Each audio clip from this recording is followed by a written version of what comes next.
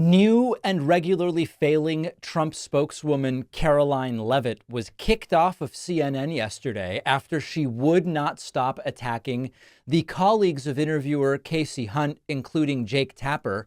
She just kicked her off. This is very interesting to see. The attacks from Karoline Leavitt were completely uncalled for. She got kicked off and then went on an I'm a victim tour all across right-wing media. Let's take a look at the moment she got kicked off. Then I'll give you a taste of her reaction. It takes someone 5 minutes to Google Jake Tapper, Donald Trump, to see that Jake Tapper has consistently frequently liked President Trump to Adolf Hitler. Ma'am, I'm going to stop this interview if you continue to attack my colleagues. I would like to talk about Joe Biden and Donald Trump, who you work for. Yes. If you are here to speak on his behalf, I am willing to have this conversation.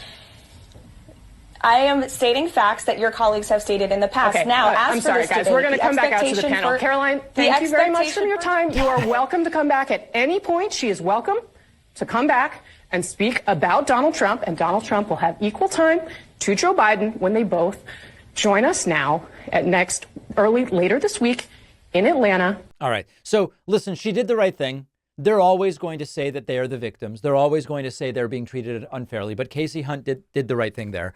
Karoline Leavitt was just trying to essentially sandbag her instead of addressing the questions that she was obviously told would be the general subject matter of the interview. She started to go after CNN people. Now, the American people will watch the debate on Thursday night and can decide whether the debate is carried out fairly or not. I assume certainly when it comes to speaking time, it is going to be fair.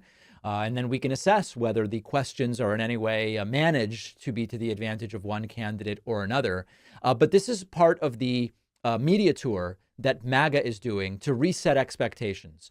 Trump's not going to appear to do that well because Biden will be on drugs. Trump's not going to appear to do that well because Jake Tapper doesn't like him or Dana Bash doesn't like him. They're all resetting expectations. And within a couple hours of getting kicked off of CNN, Karoline Leavitt appeared on Newsmax and insisted in sort of the same way to reset expectations very low for Trump that Biden is going to be on drugs. He was clearly much more alert and able to speak better than he is when he does teleprompt speeches. His team is hiding him away at Camp David for the week, which is deeply concerning that the leader of the free world cannot debate prep and also hold public events and continue to run the country at the White House. You should be able to do multiple things at the same time as president. But I think we should expect the same type of performance from Joe Biden on Thursday night that we saw at the State of the Union. And if his team wants to prove that he's not being artificially stimulated for big nights like these, then they should agree to a drug test. President Trump has challenged Joe Biden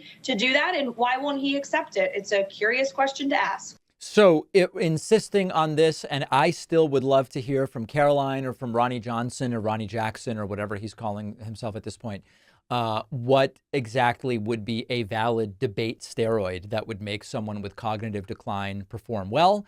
Karoline Leavitt also resetting expectations by saying it will essentially be a 3-on-1 debate, that Trump will be debating not only Joe Biden, but also the CNN moderators. The truth is very triggering to CNN, and they like to pretend that they're still the most trusted name in news. They like to pretend that Jake Tapper and Dana Bash are real journalists, unbiased people, when that's just not the case. And anyone with eyes and ears can see that. What does this tell you? I mean, can Trump even get a fair debate if you're simply trying to state a fact and they go to commercial? Well, ironically, whether they wanted to or not, they proved the point that I was trying to make in that segment. That is, CNN is a hostile environment, and President Trump is knowingly going into this hostile environment on Thursday night because he believes so deeply in his message, and he is so committed to bringing that message to the American public. All right, so it's all going to be unfair to Trump. And then lastly, Steve Bannon also invited on Karoline Leavitt after she was kicked off of CNN.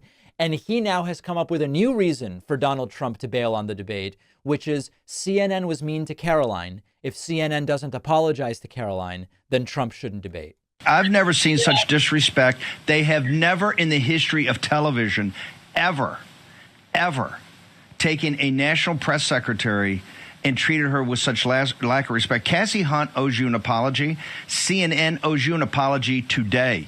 And if we don't get that apology to Karoline Leavitt and to the Trump campaign and to MAGA today, President Trump should cancel this. Yep. So we now have three different justifications that they've laid out for Trump to cancel. One, Biden's going to be on drugs. Two, the debate moderators are going to moderate the debate unfairly.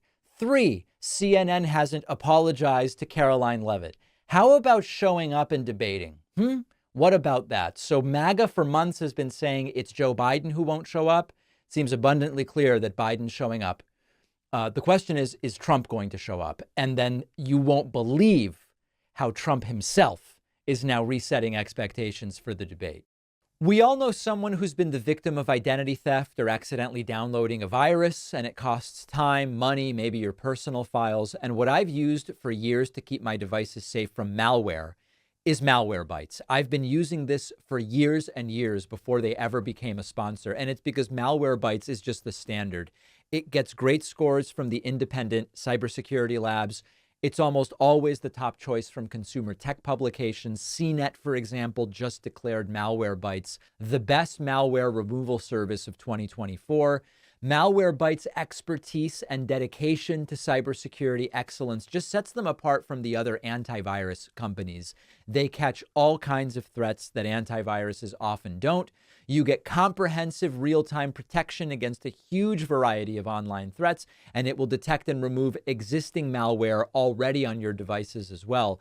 And now you can get the identity theft protection bundle to protect your entire family's personal information with live monitoring, alerts, recovery assistance, and up to $1 million in identity theft insurance.